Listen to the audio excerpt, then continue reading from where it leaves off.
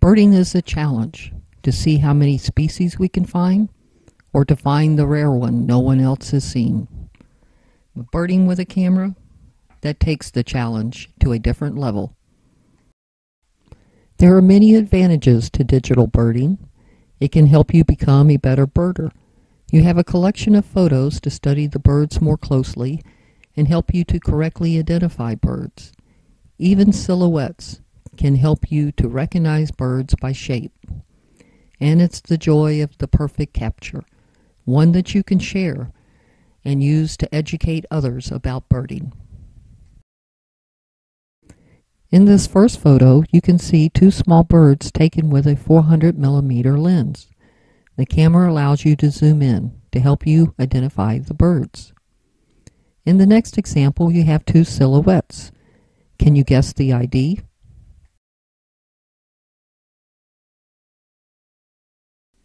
This hummer was pretty mad about losing his spot at the top of the tree. Capturing the life of birds, from the comical to the simple beauty of a white-winged dove. I'll be out there with just my camera.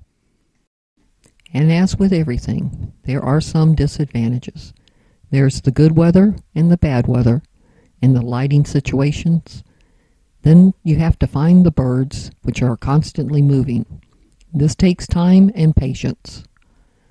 Once you get home, then it's called downloading and looking through all the photos. Shoot, shoot, shoot, trying to get the good shot. I can take 200 to 1,200 photos in one outing. Thank goodness it's digital, and most go in the trash. A lot of lousy photos, but that's what it takes to capture the right moments. And if you just wait for the right moment, you'll miss it. I don't get discouraged about this.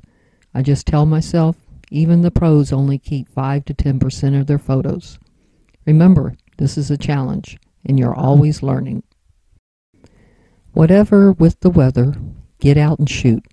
This pelican was taken on an overcast day, but notice the detail which is missing on this next shot of a pelican on a bright sunny day.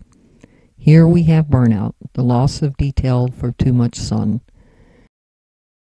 So we use our knowledge of camera settings to control the shot, hoping to get it right, and you keep on shooting. Lighting is everything in photography. It's about getting the right exposure. When you shoot, the time of day makes a big difference. This great egret shot was taken at sunrise. The sun is just above the horizon. The same for this killdeer shot. Notice the colors. The higher the sun gets in the sky, the color and detail will change in a photo. Where you shoot also makes a difference in the light. Notice the color and detail in these photos of brown-headed cowbirds. One in deep shade, one in direct sunlight, and one in partial sun and shade. Capturing birds in flight is a bigger challenge. With overcast or sunny days, you're trying for the good light and to keep the bird in focus. How do I take my photos? Here are my camera settings. I'm set on autofocus. I use aperture priority, the f-stop 6.3 or 7.1. My ISO I'm constantly changing depending on the lighting. I have AI servo set. The white balance setting, if I have strong sunlight, I have it set to daylight. If it's overcast, I set it to cloudy. And lastly, multi-shooting.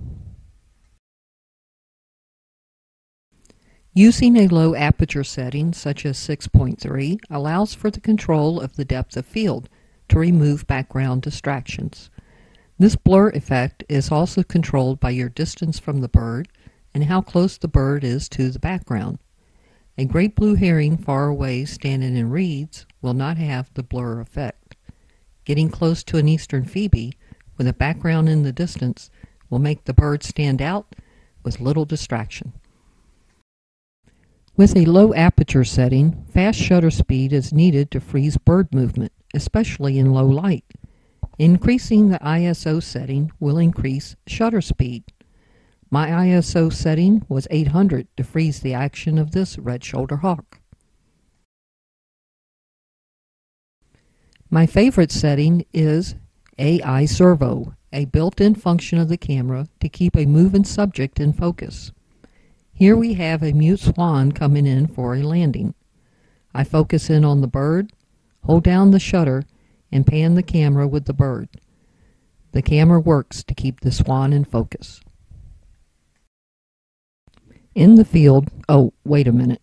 Before you leave the house, check your camera. There's nothing worse than getting somewhere and find out that you have a non-working camera. Now, in the field, always be aware of lighting. Learn to quickly change camera settings. Be aware of your background. Hold your camera steady. Learn how to hold it. Your first reaction is to always shoot, and be aware of the bird's reactions to you. To illustrate these points, we'll look at these photos of the American bittern taken mid-morning. In the first photo, the sun is to the northwest of the bird, causing backlighting. Even though the light is not great, I still take photos. You never know when the bird may decide to leave. Fortunately, there was a way for me to safely work around to the other side of the bird. In this photo, the sun is behind me, shining directly on the bird. By being patient and working in slowly, the bird allowed me to get within 20-25 feet, giving me a chance for a photo with a better background. I spent 45 minutes and took over 200 shots, but I knew I was going home with some keepers. A great photo day. In summary, my last pointers: learn about the birds. Get to know your camera. Take it out and use it. Practice. Don't get discouraged. It takes time to get better. Ask others for help. And most of all, be safe and have fun. If you love birding and want that extra challenge, pick up a camera. Go digital birding. I'll see you along the trails.